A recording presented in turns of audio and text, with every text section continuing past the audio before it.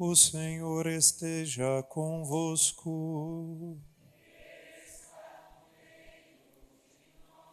Proclamação do Evangelho de Jesus Cristo segundo Lucas.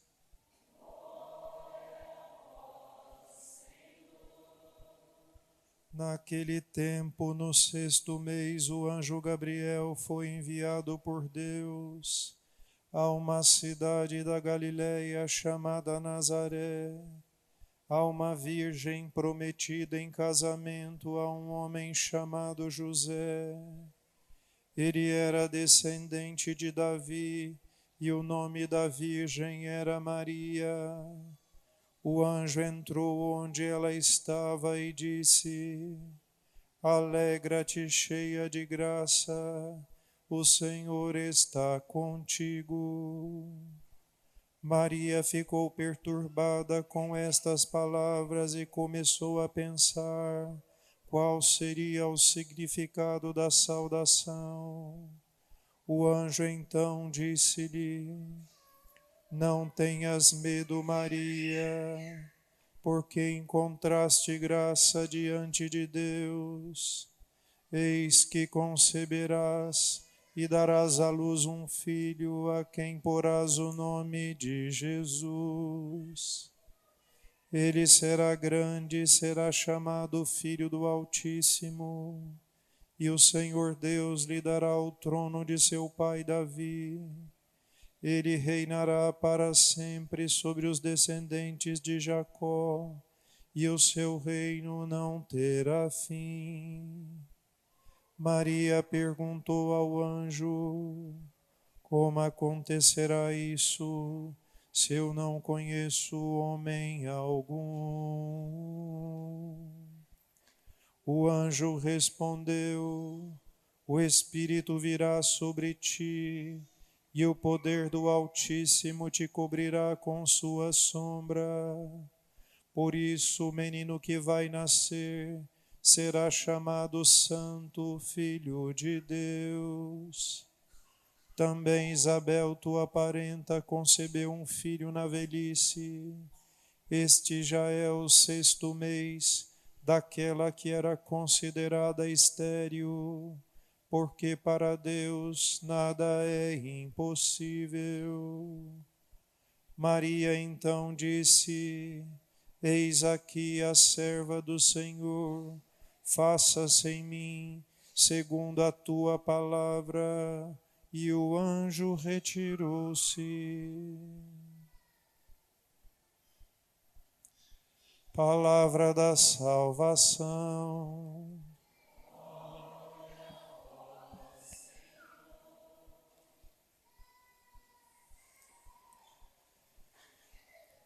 Meus caros irmãos, durante o tempo do Advento, né, e depois isso acontece também do tempo da Quaresma, aquele ritmo da liturgia que é própria desses dois tempos de preparação, às vezes é quebrado por alguma festa ou solenidade, né? Então já fica evidente ou visível pelo fato de o padre, o presidente da celebração, ter mudado a cor do paramento, né? Então quem está acompanhando a missa está vendo que o padre está usando sempre roxo, né? E hoje, de novo, volta a usar uma cor que é típica dos dias de festa, de solenidade. Eu comentei na semana passada que depois da missa fui almoçar na casa da minha mãe e a minha irmã logo notou: mas você não falou cantando hoje, né, por causa das orações da missa, né? Então, de novo, pela solenidade de hoje, então, a liturgia quer, vamos dizer assim, de novo nos dar aquela alegria da festa. Então, podemos dizer assim que o ritmo da liturgia é um pouco quebrado por causa dessa celebração. Não quebrado em sentido negativo, mas se distancia um pouco, né? E a solenidade de hoje, ou na solenidade de hoje, melhor dizendo, nós celebramos a Imaculada Conceição da Virgem Maria. Quase sempre eu tento um pouco explicar o que significa isso do ponto de vista teológico, mas hoje eu queria, podemos dizer assim, dar um outro tom a esta nossa celebração, ou pelo menos a homilia, né? São Paulo, na carta aos Efésios, nos dá uma informação que é muito preciosa. Ele vai dizer que Deus, antes da criação do mundo, nos chamou para sermos santos sob o seu olhar no amor. Esta afirmação ela é muito importante porque a gente pode dizer que ela dá o sentido, o tom da nossa existência. Se a gente se perguntasse assim, por que Deus nos criou? Se fizéssemos esta pergunta, por que Ele nos criou? Então poderíamos dizer assim, que a nível da motivação, Deus nos cria por amor, ou seja, Ele cria como expressão do seu amor, querendo ter outro que não era a si mesmo para participar dessa sua comunhão de amor. Então, a nível, podemos dizer assim, daquilo que moveu o coração de Deus. Mas esta criatura que Deus criou, claro, Deus criou tantas outras, mas esta que tem esta particularidade de ser inteligente, ser capaz de conhecê-lo e de amá-lo, Por que Deus nos criou? Ou para que Deus nos criou? Então a resposta é simples. Ele nos criou para a santidade, para sermos santos. E com essa expressão de Paulo, a gente entende bem o que significa ser santo. Um santo não é alguém que cumpre meticulosamente todas as leis que estão apresentadas na Sagrada Escritura, ainda que ele faça isto, mas não é nisto que consiste propriamente a santidade. Senão a gente interpretaria a santidade do mesmo modo como interpretaram os fariseus. Na verdade, a santidade, nós podemos dizer assim, é a perfeição no amor. Quem é o santo? É aquele que, por seu amor, que cresce paulatinamente em cada uma das escolhas, vai se aproximando sempre mais daquele amor de Deus. E por que é assim? Porque Deus, que é amor, criou o homem à sua imagem e semelhança. E porque o criou assim e o criou para o amor, somente no amor o homem pode viver aquela perfeita comunhão com Deus.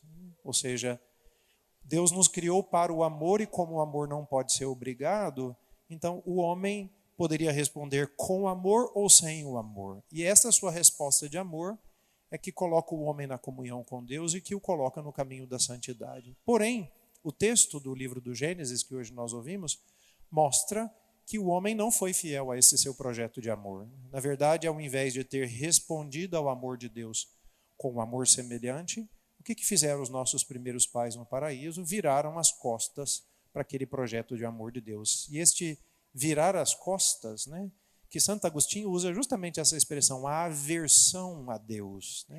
Este virar as costas para Deus, na verdade, numa linguagem muito mais comum, que a gente conhece mais, é o pecado. Então, o que é o pecado? Esta traição do projeto de amor de Deus. O homem virou as costas para o seu Criador. Não quis aceitar aquele caminho que o nosso Pai nos havia deixado. Porém, apesar disso, e é muito bonito assim, claro, eu espero que vocês entendam sempre esta minha, eu repito isso, aqui nós não estamos falando de beleza estética, quando falo de beleza aqui, mas esta beleza da profundidade da verdade da palavra de Deus. Quando Deus se aproxima de Adão e pergunta, onde estás? E Adão diz, eu me escondi. Quando a gente se esconde de alguém é porque a gente não quer encontrar com essa pessoa, a gente não quer falar com ela, a gente não quer estabelecer nenhum tipo de relação com ela. Então, neste gesto de esconder-se de Adão depois do pecado, mostra justamente o que aconteceu. O homem se esconde, ele se priva da relação de comunhão com Deus. Mas Deus não faz a mesma coisa. Tendo sido traído, Deus não volta as suas costas para o homem, ele não se esquiva dessa relação. Mas já naquele momento, promete que iria salvar o homem do seu pecado.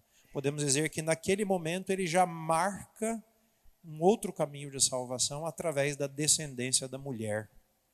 Ele vai dizer aquelas palavras a Adão, a Eva, depois a serpente, e vai dizer, da descendência dessa mulher vai nascer alguém que vai te pisar a cabeça. Ou seja, Deus, apesar de tudo, não abandona e promete um homem ao Salvador. Então aqui é muito interessante, para restaurar aquela comunhão que havia sido perdida, Deus precisava que o homem dissesse um sim de amor para ele. Porque o amor de Deus foi sempre, podemos dizer assim, sempre fiel, apesar de todos os pecados cometidos ao longo da história. Então, qual foi a grande invenção, ou a gente pode dizer, a nova invenção do amor de Deus? Deus resolve fazer-se homem para, como homem, dar uma resposta de amor. Ou seja, da parte dos homens deveria ter um que respondesse com amor. Então, Deus mesmo assume a nossa condição humana, faz-se homem para dizer um sim. E é bonito como São Paulo compara Jesus e Adão, dizendo que aquele primeiro, o velho Adão, disse não a Deus. E este novo Adão, que seria Jesus, né, é aquele que dá a resposta que o homem não havia dado. E como lá no início teve um Adão e uma Eva, agora também precisava de um novo Adão e uma nova Eva. Quem é esta nova Eva? Essa nova Eva é Nossa Senhora. Aqui inverte-se do ponto de vista cronológico, porque lá no texto do livro do Gênesis diz que foi criado o primeiro Adão e dele Deus fez Eva. Aqui a gente pode dizer que do ponto de vista cronológico é o contrário, né? Deus primeiro faz Eva para tirar, a nova Eva, para tirar dela o novo Adão. E como esse novo Adão era o seu filho, deveria encarnar-se, né? Deveria vir habitar na terra, então ele pode dizer, né? Deus deixa o paraíso e depois faz nessa terra um paraíso para ele habitar, que é o ventre da sua mãe. Por isso, Maria precisava ser preservada de todo o pecado, justamente para ser aquele, vamos dizer entre aspas, né? Aquele lugar, aquele céu, onde Deus, tendo deixado o céu, poderia habitar nessa terra. E por isso Deus a fez cheia de graça, né? A palavra aqui é muito bonita, porque no grego, vira e mexe eu cito isto, porque às vezes a gente colhe com mais profundidade, a palavra é kekaritomene, que vem de charis, ou graça, tem a mesma ideia da graça, né? Então, aquela que era cheia de graça, ou plena de graça, e foi sempre cheia de graça e sempre plena de graça. Ou seja, Deus recriou a humanidade a partir do novo Adão e da nova Eva, dos dois que são, podemos chamar, santos, né? Maria, a Imaculada desde a sua concepção, e o seu filho Jesus Cristo, como o próprio anjo Gabriel disse no texto de hoje do Evangelho, né? Aquele que ia nascer será chamado Santo, o Filho de Deus. E a salvação, podemos dizer, que Cristo veio trazer, ou esta recriação, ela acontece lá onde também nós acolhemos o projeto do amor de Deus. E nesse sentido, eu queria aqui tomar Nossa Senhora como exemplo sobre dois aspectos para a nossa vida, né, que penso que são muito importantes, né? Em primeiro lugar, essa sua disponibilidade de acolher a palavra de Deus na sua vida e responder sim a ela, que foi o contrário que fizeram os nossos primeiros pais. Assim como seu filho Jesus Cristo, que disse sempre sim à vontade do Pai, e por isso, como homem, tivemos um homem que foi fiel ao projeto de Deus, né? Também Maria, desde o início, disse sim. E este é um ponto que deveríamos nos exercitar sempre. E a devoção à Nossa Senhora deveria nos conduzir a isto, né? A imitarmos essa fidelidade de Nossa Senhora. Não pode haver verdadeira vida cristã sem um empenho muito sincero da nossa parte, ainda que não perfeito, mas sem um empenho muito sincero da nossa parte de responder ao amor de Deus a partir da obediência, da fé. Eu falo isso aqui com muita frequência. Nós temos que tomar muito cuidado para não reduzirmos a nossa experiência religiosa e fé, né, simplesmente ao cumprimento externo de ritos, sejam eles ritos litúrgicos, como esses que nós estamos celebrando, sejam ritos pessoais que nós mesmos inventamos, podemos dizer assim, porque cada um de nós cria uma espécie de rito pessoal na sua própria vida, as orações que faz, quando as faz, como as faz, né? A gente faz isso constantemente, né?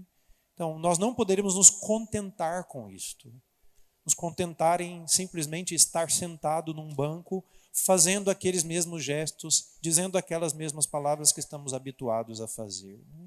Nem é suficiente que a gente expresse de alguma maneira a devoção a Nossa Senhora ou àquele santo, né? Nem é suficiente que a gente simplesmente se ajoelhe em certos momentos da nossa vida, porque nada disso teria consistência se isso não nos levasse assim a procurarmos honestamente, pela nossa relação com Deus, a vivermos a sua palavra. Toda ela, eu não vou aqui nem citar absolutamente nada, porque seria muito redutivo, né? Mas este empenho sincero de colocarmos a palavra de Deus em prática, de acolhermos a palavra de Deus em prática. Então, muito cuidado com um costume que eu já vi muito assim comum entre os cristãos, né? de começarem a selecionar aquilo que eles querem fazer como cristãos. Ou selecionar qual é a parte da Bíblia que eles vão querer dizer sim. Ou seja, esse cristianismo feito à minha medida e não à medida de Deus. Certamente, o que Deus nos pede é exigente. Mas assim como Maria, nunca vai nos faltar as graças para colocarmos em prática o que Deus nos pede. Isso significa que, se nos empenharmos sinceramente e se pedirmos as graças necessárias para Deus, tudo que está no Evangelho é possível de ser cumprido. Tudo que está no Evangelho nós podemos colocar em prática. Esta palavra que Deus nos dá, na verdade, é na sua medida, mas naquela medida que eleva o homem à sua condição mais digna, que foi aquilo que ele fez com Nossa Senhora. Então, cuidado para esta seletividade, porque se não criamos um Deus à nossa medida, uma fé à nossa medida, que não é aquilo que Deus quer de nós. Vamos ser de novo como Adão e Eva, né? Isto eu aceito, isto eu não aceito, né? E a história já mostrou que o não dito a Deus cria verdadeira ruína para a humanidade. Então, este empenho de acolher, de dizer como Maria sim, né? Sim à nossa vocação, sim ao chamado de Deus, sim à palavra de Deus, sim àquilo que Deus nos pede através da sua palavra ou no íntimo do nosso coração, né? Mas essa disponibilidade antecipadamente completa e total, ainda que a gente não consiga perfeitamente colocar em prática, mas essa disponibilidade de acolher a palavra de Deus. Mas de um outro lado, a solenidade de Nossa Senhora também é para nós assim uma ocasião de nós suplicarmos a Maria ajuda para entrarmos nessa escola, ou seja, de a termos como nossa intercessora.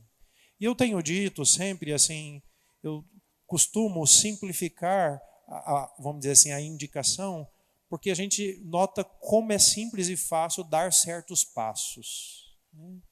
E a maneira que eu penso que é mais simples de recorrermos a Nossa Senhora para pedir essas graças, essa ajuda, e não só isso, né?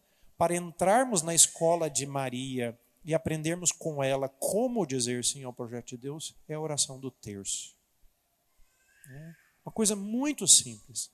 Uma oração muito simples.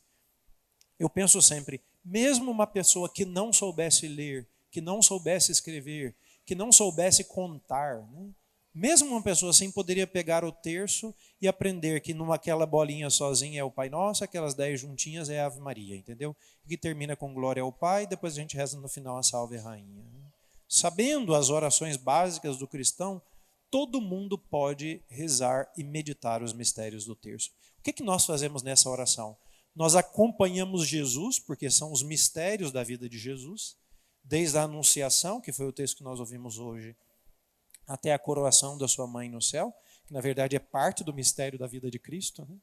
Então acompanhamos Jesus ao longo da sua vida, meditando e contemplando todos esses mistérios, para junto de Maria, porque fazemos isso junto com Maria, entrarmos nessa escola do amor, que Jesus viveu e que Maria também, como primeira cristã, viveu tão bem, né? Então, ao mesmo tempo em que pedimos graças, ao mesmo tempo nós estamos aprendendo com Maria nessa escola como viver estes passos nesse caminho de amor que nós queremos fazer. Por isso eu queria terminar a minha homilia hoje fazendo este duplo apelo, né? Em primeiro lugar, nos voltarmos de novo à palavra de Deus. Procurarmos ouvir esta palavra e nos empenhar sinceramente para colocá-la em prática. E aqui, tomem de novo a Sagrada Escritura, leiam a Sagrada Escritura, meditem a Sagrada Escritura.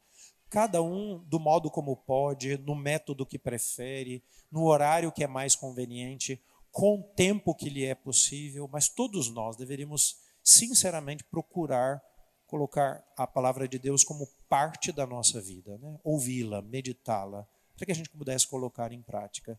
Você imagina, se nós fizéssemos 20 minutinhos isto, que é muito pouco, né? 20 minutinhos. Todo mundo tem 20 minutinhos para tirar para isso, né? E somado a isso, de outro lado, mais 20 minutinhos para rezar o terço. Indo para o trabalho, fazendo caminhada, ou de joelhos na própria casa, ou na igreja, do modo como nós podemos, sinceramente podemos, né? Então, também meditarmos esses mistérios da vida de Cristo, acompanharmos Jesus na companhia de Maria e pedir que Maria pelas graças que nos dá, nos ajude a contemplar esse mistério e vivê-lo bem. Assim a gente honra a Imaculada Conceição de Maria e assim também a salvação vai acontecendo na nossa vida. Louvado seja o nosso Senhor Jesus Cristo.